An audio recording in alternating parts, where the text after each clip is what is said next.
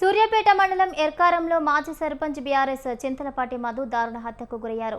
3 ముక్కలుగా నరికి 3 గోనె సంచుల్లో కట్టి గ్రామ సమీపంలోని ఎస్ఆర్ఎస్పీ కాల్వలో పడేశారు. కొన్నేళ్ల క్రితం అప్పటి సర్పంచ్ మిద్దె రవీందర్ హత్య కేసులో చింతలపాటి మధు ప్రధాన నిందితుడిగా ఉన్నారు. పాత కక్షల నేపథ్యంలోనే హత్య జరిగి ఉండొచ్చని పోలీసులు అనుమానిస్తున్నారు. దీంతో గ్రామంలో ఉద్రిక్తత నెలకొంది. మృతదేహాన్ని సూర్యాపేట జనరల్ ఆసుపత్రికి తరలించారు.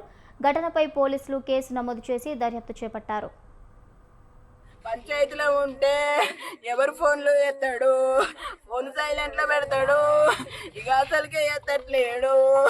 మాయా నా బంగారము, నా బండెత్తు, నా బండెత్తు, కళ్ళ వస్తున్నాను పోనా, నా బండెత్తు, నాకు ఇష్టమైన బండెత్తు, నా ప్రేమ గల బండెత్తు. గంటలకి ఫోన్ చేసిండు, ఏడున్నావు మధు అంటే, బావా నేను క్యాంప్ ఆఫీసులో ఉన్న బావా అని చెప్పిండంట. రామధు అని అంటే వస్తున్న బావా అని అన్నాడంట. మళ్ళా ఫోన్ చేస్తే ఇక సూర్యాపేట మండలం ఎర్కారంలో మాజీ సర్పంచ్ బీఆర్ఎస్ చింతలపాటి మధు దారుణ హత్యకు గురయ్యారు. 3 ముక్కలుగా నరికి 3 గోనె సంచులో కట్టి గ్రామ సమీపంలోని ఎస్ఆర్ఎస్పీ కాల్వలో పడేశారు.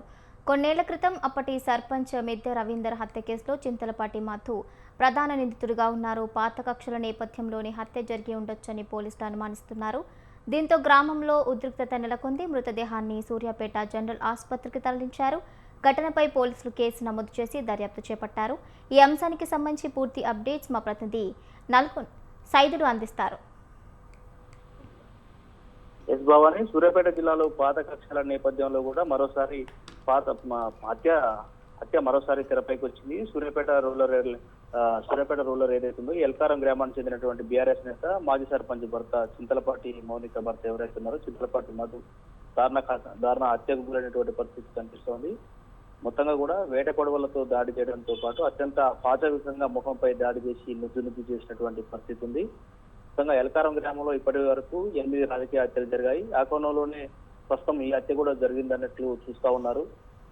ఈ మధ్యకాలంలో అయితే సూర్యాపేటలోనే మధు ఉంటున్నటువంటి పరిస్థితి ఉంది. నిన్న ఉదయం 10 గంటలకు బయటకు వెళ్ళినటువంటి మధు ఎవరైతే ఉన్నారో మధ్యాహ్నం వరకు కూడా అందుబాటులో లేకపోవడం, ఫోన్ ద్వారా కూడా సమాచారం ఇవ్వకపోవడం, అనుమానంతో ఎవరైతే మధు భార్య ఎవరైతే ఉన్నారో మౌనిక సాయంత్రం పోలీస్ స్టేషన్ లో కంప్లైంట్ చేసినట్టు తెలుస్తుంది. ఆ క్రమంలోనే ఆ కోణంలోనే పోలీసులు అప్పటికే దర్యాప్తు చేస్తున్నారు. ఆల్రెడీ గతంలో ఇలాంటి ఘటనలు చోటు చేసుకున్నటువంటి నేపథ్యంలో అదే ఇటు ఆ కోణంలోనే పోలీసులు దర్యాప్తు చేస్తున్నటువంటి నేపథ్యంలో ఎల్కారం స్టేజ్ ఏదైతే ఉందో ఎస్ఆర్ఎస్పీ కాలువ దగ్గర గోనె బస్సులో మధు మృతదేహాన్ని గుర్తించినట్టు తెలుస్తుంది. సో మొత్తంగా అక్కడ ఉన్నటువంటి పరిస్థితిని చూసి ఎక్కడ కూడా అక్కడ రక్తపు మరకలు ఆనవాళ్లు కనిపించకపోవడంతో కూడా మధు సిగ్నల్ ను ట్రేస్ అవుట్ చేస్తే టోటల్ గా అక్కడ హత్య అక్కడ జరగలేదు, వేరే చోట జరిగినట్టు కూడా ఒక ప్రాథమిక అంచనాకు వచ్చినట్టు తెలుస్తుంది. మొత్తంగా మధు బైక్ ఏదైతే ఉందో బాలమ్మ స్టేజ్ దగ్గర కూడా గుర్తించారు. మొత్తంగా చూస్తే మధుకు ఈ హత్యకు అక్కడ జరగనట్టు కూడా ఒక ప్రాథమిక అంచనా గుర్తించినటువంటి పరిస్థితి ఉంది. ఇది కేవలం రాజకీయ కోణంలో జరిగిందా? గతంలో మిద్దె రవీంద్ర అనే హత్య కేసులో కూడా మధు ప్రధాన నిందితుడిగా ఉన్నాడు. అదే కోణంలో హత్య జరిగిందా అనే మరేమైనా అనుమానాలు వ్యక్తమవుతున్నటువంటి పరిస్థితి తెలుస్తా ఉంది. మొత్తంగా ఏదైనప్పటికీ ఈ గ్రామం మాత్రం ఒక సెన్సేషనల్ గ్రామం అని చెప్పాలి. ఇవాళ 2 హత్యలతో పాటు రాజకీయ హత్యలు కూడా గ్రామంలో పునరావృతం అవుతా ఉన్నాయి. ఈ ఆ కోణంలోనే ఈ హత్య జరిగిందనే అనుమానాలు వ్యక్తమవుతున్నటువంటి పరిస్థితి అయితే కనిపిస్తుంది. Bhavani, right, okay, thank you Saidulu, thank you for the updates. నా బండెత్తు, నాకు ఇష్టమైన బండెత్తు, నా ప్రేమ గల బండెత్తు.